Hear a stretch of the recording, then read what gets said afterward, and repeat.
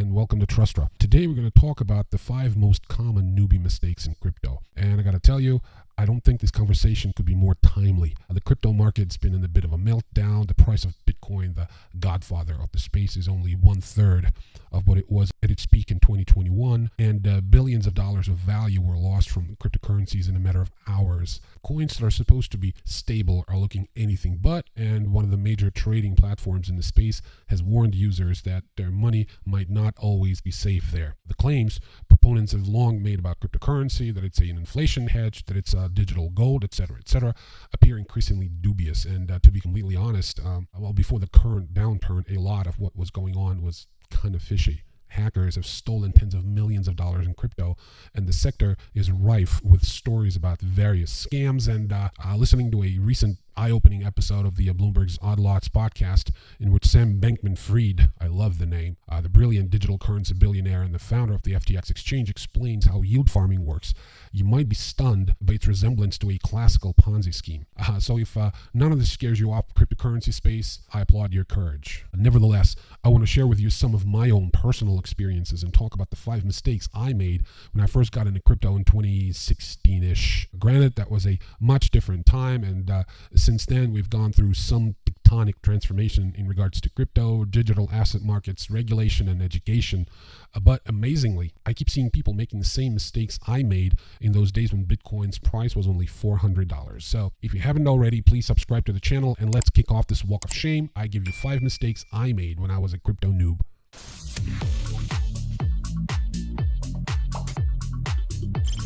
Mistake number 1, buying just because the price is low.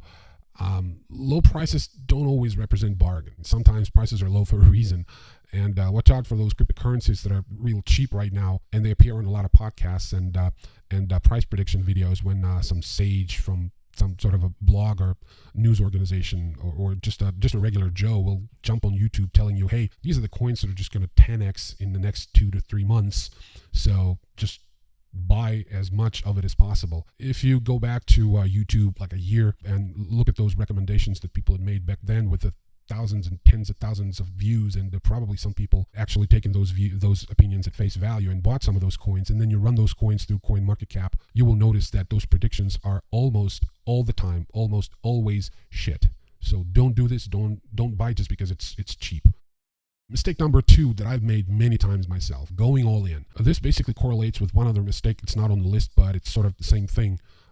Getting overconfident in a particular coin or a project. Going all in means that some shrewd marketers will go out of their ways to advertise a project and put it all over just plaster it all over the internet. And somehow noobs like I was, 5, 6, 7 years ago, will cultivate this belief within themselves that this is the project. I mean, everything aside, no diversification, no attention to building a narrative around the project. Nothing matters because this one is the one. This was the case we have to be honest with each other and realize that this was the case with many projects that are very successful. But every one of those projects had taken a dive sooner or later, and a lot of people that at some point went all in on Cardano, on Solana, on Polygon, and many other projects have lost a lot of money just because they went all in. I advise strongly against that. I think you should diversify your portfolio as much as possible. I mean, there are thousands of cryptocurrencies out there, and if you buy, $100 worth of each,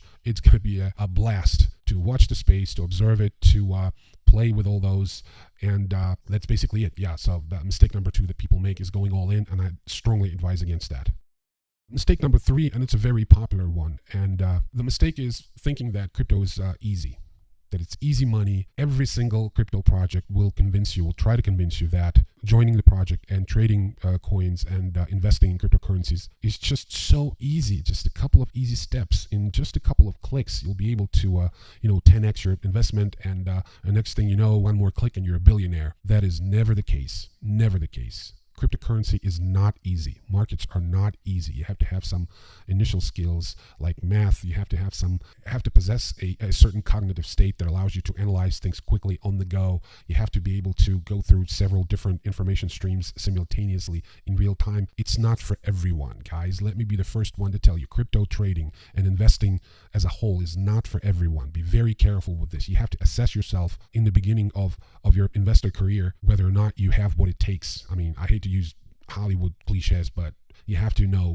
whether or not you have what it takes to succeed as an investor, let alone crypto investor. So the place is very volatile. You have to know what you're doing. So no easy money there.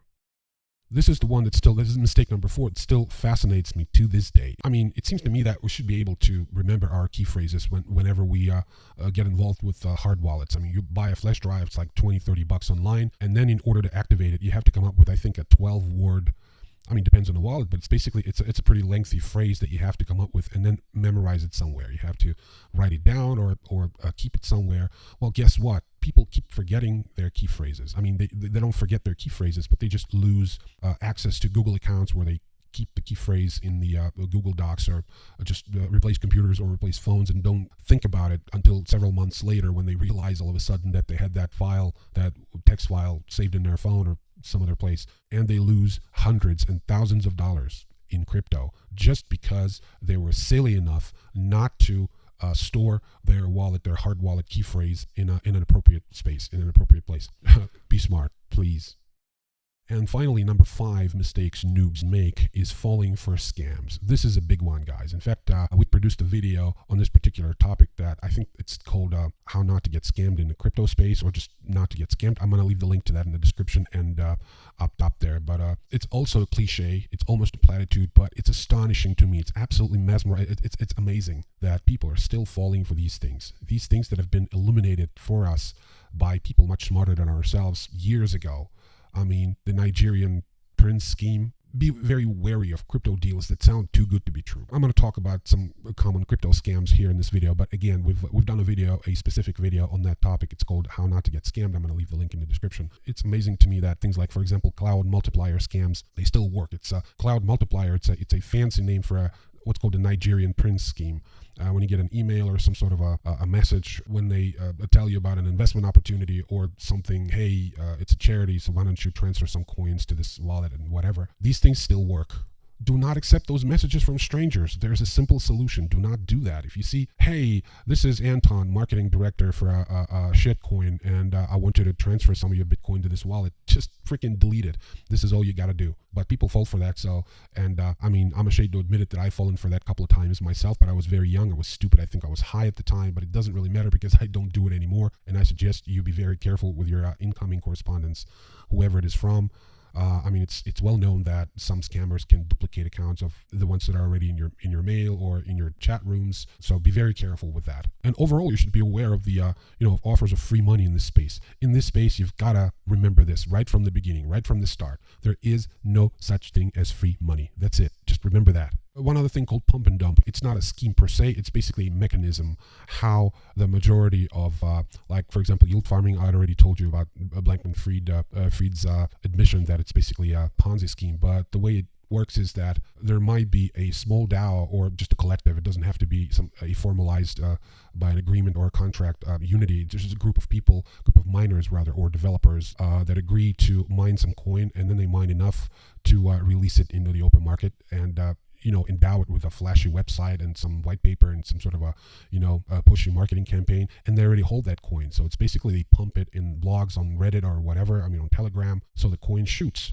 up, and as soon as it shoots up to whatever they think the limit is, they just dump their own coins and disappear. So you, the gullible rube, is stuck with a coin that a couple of weeks ago was like was shooting up, and you saw a bunch of videos how that coin's shooting up and it's about to 10x, and you bought a bunch, and now you're left on the sidelines with basically nothing. So this is how it works, and you have to remember about this scheme. This is a very popular mechanism in the crypto space. So the way you fight it is you build a narrative around the project. You don't invest a lot right in the beginning of it just based on marketing material. You have to build a narrative. You have to watch it closely. You have to follow it. You have to let the project build its history around the asset that it pushes. Okay, and it goes for you too. You have to build a narrative around the asset that the project pushes, so you both sort of run in parallels. And once that parallel is realized by you, once you realize that, okay, this thing is going places, you know the people, you know the team, you know what they do, you know where they come from, what the asset is for, what's the utility, whether or not it's being supported by institutional money.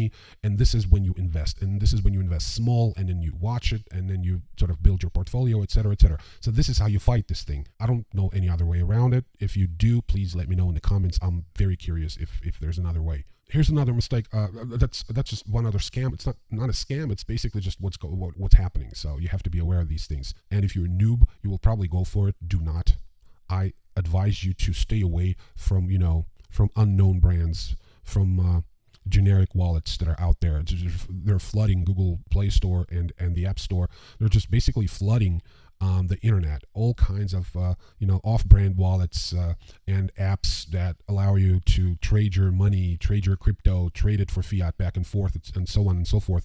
Stick with reputable wallets. You're entrusting those people with basically your life, your financial well-being, your future, and you're going to have to attach to that wallet some sort of a payment method in the beginning, at least until you get that wallet activated and start topping it up. Whether it's fiat or crypto, it doesn't really matter. So stick with names that have made a reputation for itself already, at least until you get more experienced and sort of know where the whole thing is going. But I mean, there are some very reputable wallets out there: Trastra, Ledger, Trezor, Exodus, or MetaMask. Those are all reputable wallets, and I recommend, in fact I insist, that you stay with those until you get your feet wet and realize what's going on in the space and become a more experienced crypto enthusiast. A lot of noobs fall for fake coins.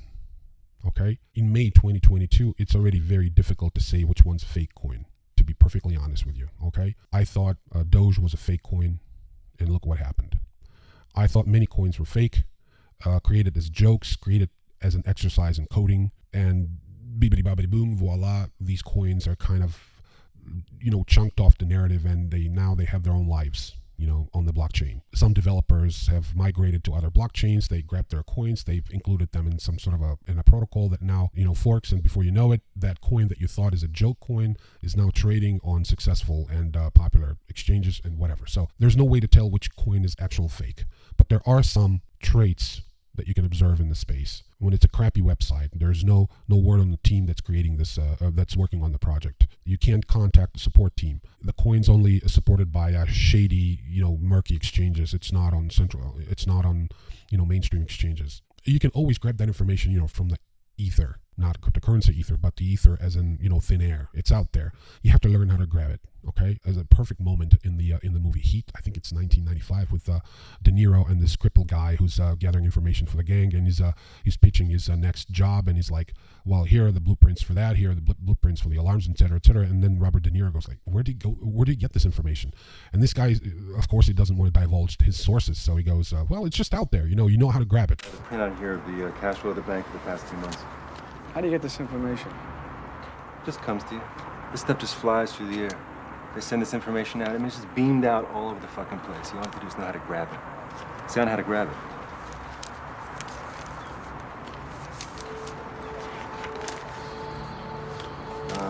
Okay, here we go. This is the final thought that I want to leave you with, and you have to know how to grab that information. Okay, you have to know how to find information on the internet, and this is I'm going to send you back to the point number 1 that I was making here.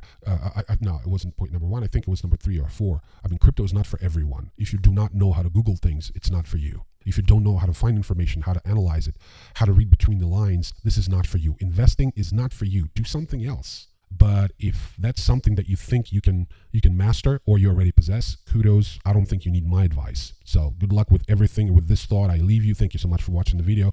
I hope it was useful. Please like the channel. Please subscribe to the channel if you thought so, and like the video, share it, and leave me a comment. This is what I ask for. Leave me a comment if I missed something, if you think that it's incomplete, if you want me to produce a video on something else. I gladly will. And again, thank you for watching, and I'll see you in the next video. Peace.